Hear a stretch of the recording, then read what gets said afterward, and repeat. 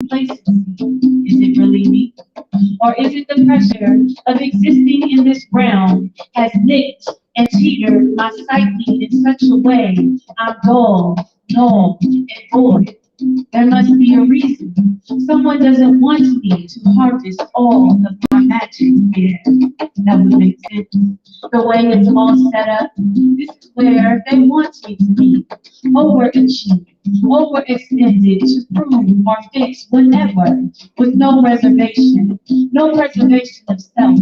They don't want me, us, to do the deep work, the core work, the root work. They know that is atomic, that is weapon, mass destruction to their blueprints. Keep it all surface, rat racing for them.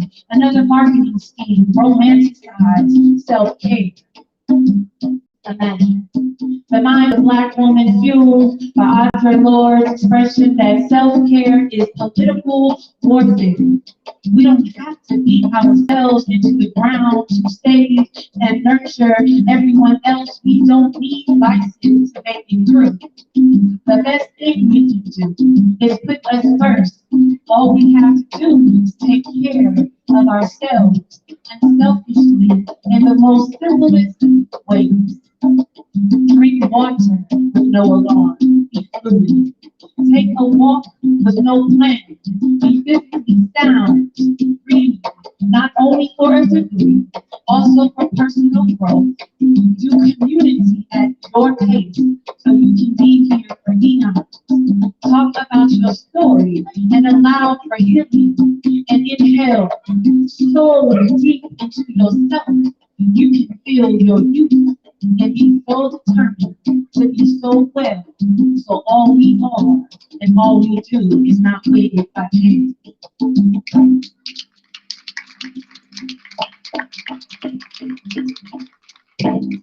Back up there. Um, so this next piece is a little bit of storytelling. In addition to doing poetry, I enjoy writing short stories and poetry. So this is called Frame of Mind.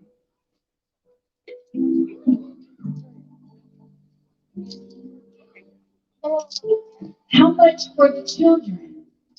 The old white man gleefully asked. Mother, jokingly and in laughter, replied, free. Father's glare stabbed in her innocence while my siblings and I housed the shopping cart. The old white man fell in suit at another register, and mother focused her attention on the cashier. What kind of question is that? Asked father.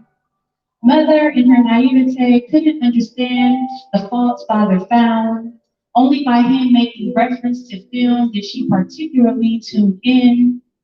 It reminds me of that horror movie. That white man just asked you the price of our children as if it was his God-willing right to own them. This ain't no slave post. There's too much shit going on in this world for anyone to be playing around like that.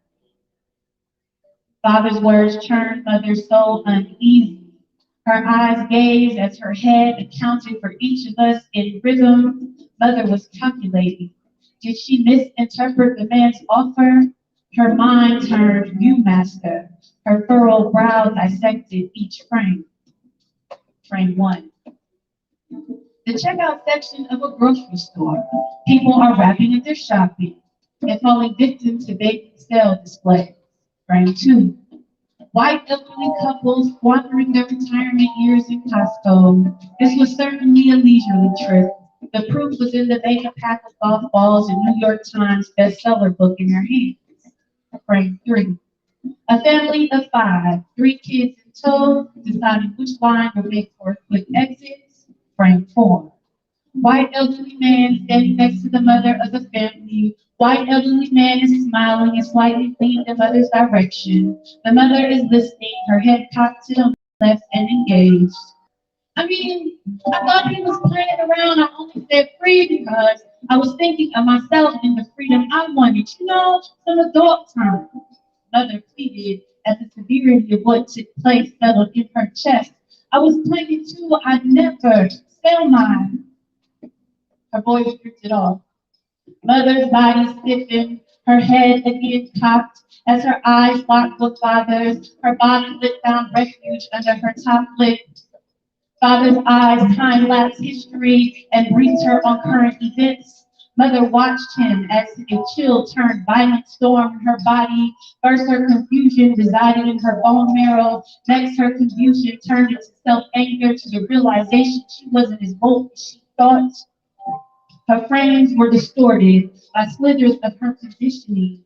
Her conditioning gave white people rites of passage to insults. Maybe her experience was too minuscule to see big pictures. Her fair skin befriended colorism. Father's dark skin was criminalized by colorism. Mother had only been called nigger once by children who showed fear after being confronted. Father can't count how many times he was called nigger by children, by police, by neighbors, by passengers of pickup trucks, dogs under Confederate flags. Father has studied and knows about slave post highest bidders and the cleaving of bloodlines. Father is not endorsing her innocence or giving her pass from her ignorance. Mom, Dad, my younger brother cautiously intervened. Yes, sir, I know. You're hungry. Let's go. Mother responded wearily. We walked to car in unison. Mother's silence is our warning to leave her locked in her thoughts. She was resetting her frames. Frame one. The setting is in a big box store in America. Consumers parade to check out after gathering their packaged harvest, some of them honoring the American flag, some of them despising it. Frame two. White elderly couples squandering their retirement years at Costco admire a family from afar. This was certainly a leisurely trip. The proof was in the makeup pack of golf balls in New York Times bestseller book in their hands. Mother resets the frame. Frame two, white elderly couple squandering their retirement years in Costco, hawk their prey. They need workers in their elderly age.